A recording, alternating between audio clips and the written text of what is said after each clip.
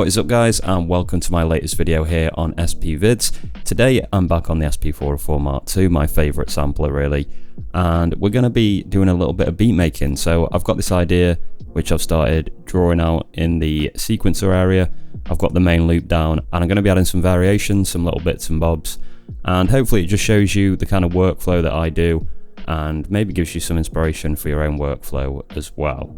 So this is the loop that I've got. I've actually used Lo-Fi Drums Volume 4 for this one, and I'm kind of digging into the archives of my packs again. I've been playing with Volume 6 for a long time, so it's nice to have a little bit of variation. The drums have come out sounding pretty aggressive on this loop, but I kind of like the sound of it. So this is what we're playing with in terms of the main loop.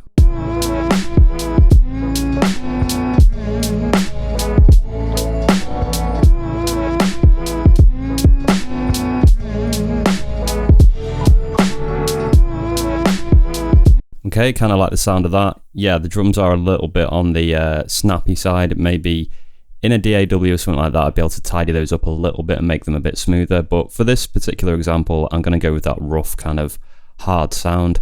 And yeah, there's a little Earth, Wind and Fire sample, and we're going to make some variations. So the first thing that I'm going to do is make an introduction with no drums. And the easiest way to do this is to make a copy, delete this original, and then what I'm going to do is quickly play this. Otherwise this remain trick doesn't work very well. Sometimes it can glitch a little bit. So now that that's been played, I'm going to hit copy and copy this back to 1, but then I'm going to hit remain, and now I can select the samples that I want to copy. And I don't know if you'll be able to see here, but the ones that are included in the loop are actually lit up in white. So we've got 5, 6, 7, 8, 9, 10, 11, 12, 15 and 16. They're the chops. And then on I, I've got the drums, which are 13, 14 and 15. So I'm just going to select all these samples like that, and then we'll do copy. And now on the first pad, we should have the loop with no drums.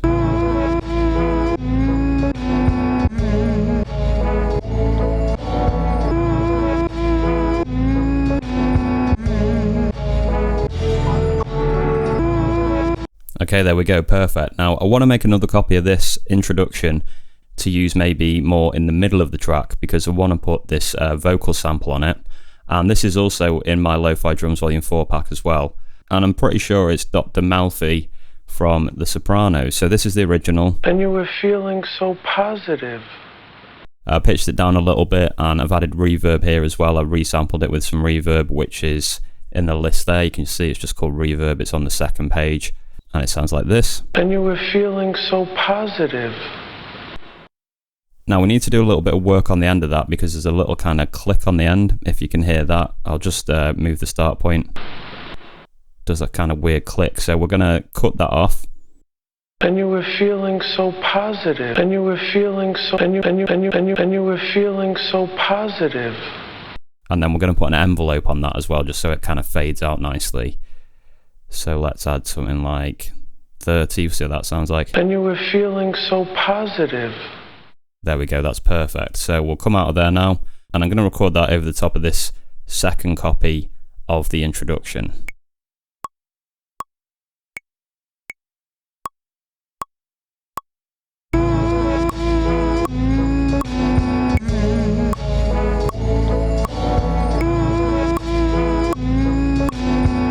And you were feeling so positive. Perfect, got that exactly right. So I'm actually going to flip 5 and 1, so it makes a bit more sense order-wise, because I think that one with the vocal sample is going to be the introduction. So let's hit that.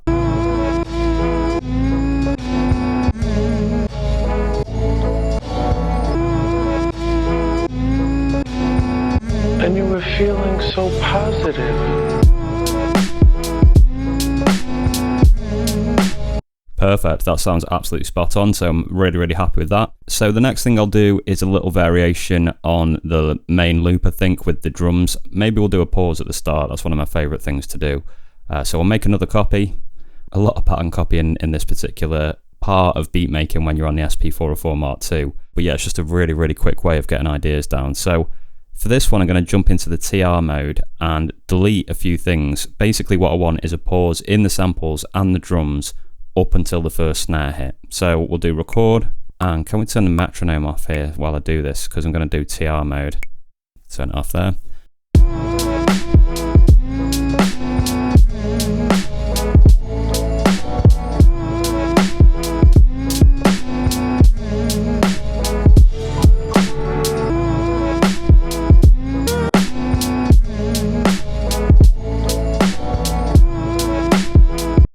Okay, so basically just use TR mode to delete the first kick, the first couple of hats leading up to the first snare, and the first chop that leads up to the first snare as well. So now I should have perfect silence, and then everything should come back in on the first snare hit.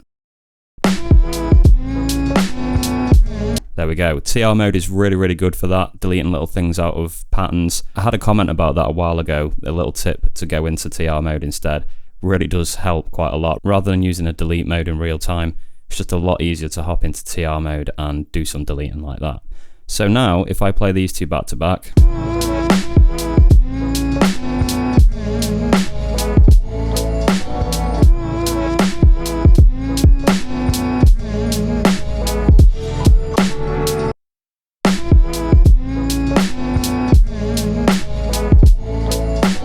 okay, great, that's worked perfectly as well. Now, one thing that I do want to note about this, if I go to Shift and 13, which is utility, if I go to system, I've got my pattern changing mode set to Mark II.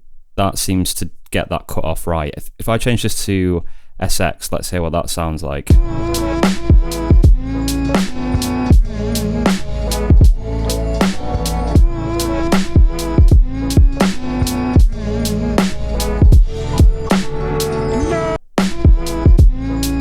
Hear how it hangs over the edge? It kind of bleeds. If you set it to Mark II, it won't bleed over the edge of the previous pattern. So it will cut off everything from the previous pattern and then start the new pattern. So I've made sure that that's back on Mark II, so that's going to work again great. It's in the first tab in general. It's called PTN change mode. So that sorted that little issue out. And yeah, we're pretty much getting there now, to be honest. There's not too much more I want to do with this beat. It's just little variations that I wanted to do. So maybe we'll just do one more on the main loop and we'll miss out a few snares. So we'll do copy. We'll copy it directly underneath. I like to do this in kind of lanes like this because then you know everything on this lane, for example, will be the introduction or a variant. This will be variant to the main loop. I'll actually move these around because that's a variant of the main loop as well. So we'll do exchange, move that, and we'll do exchange and move that. So then if I made a completely different loop, say I used different samples, something like that, different sample chops, a different pattern with different sample chops, I could start a new lane here and that could accommodate all the variations of that particular loop. So yeah, it's quite nice working in 4 lanes like this, just a bit more organized. So we've got the main loop variation and I'm going to make a second variation here. And I will actually do this with the real-time deleting because it's just going to be a little bit easier. So we'll go record 10 and I'll press remain to go back to real-time record mode. Record.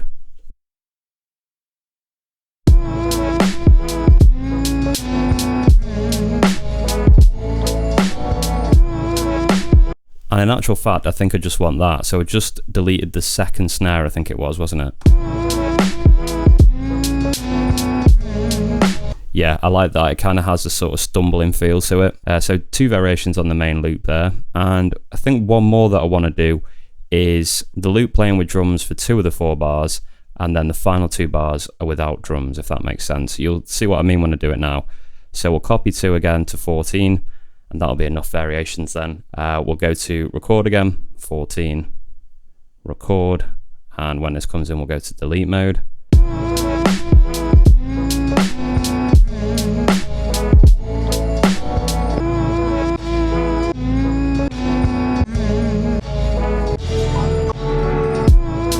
There we go, perfect. Managed to nail that as well. I could have done that in TR mode as well, but it's just easier when you're doing multiple samples at the same time like that to do it in real time. So I could just hold down those 3 drums when I wanted to erase them. And now we've got the 2 bars with drums and sample chops, and then 2 bars with just the sample chops.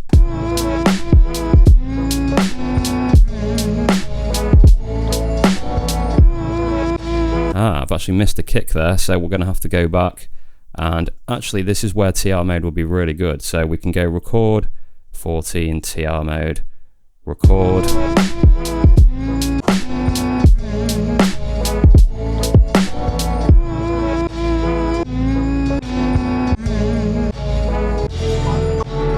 And there we go. It's really easy to spot in TR mode. It was actually on 16 rather than on the 1 of the next bar. It was kind of early, so that's probably why I missed it.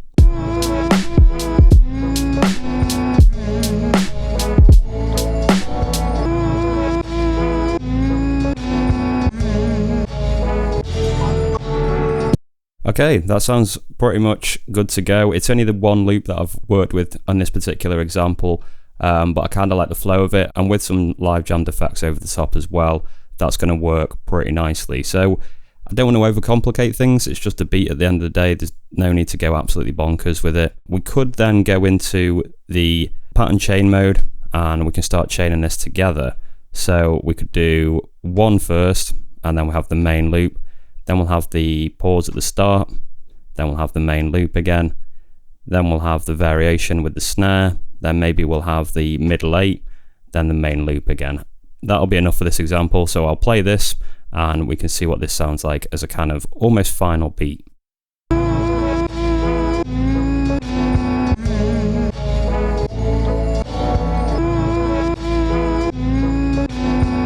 And you were feeling so positive.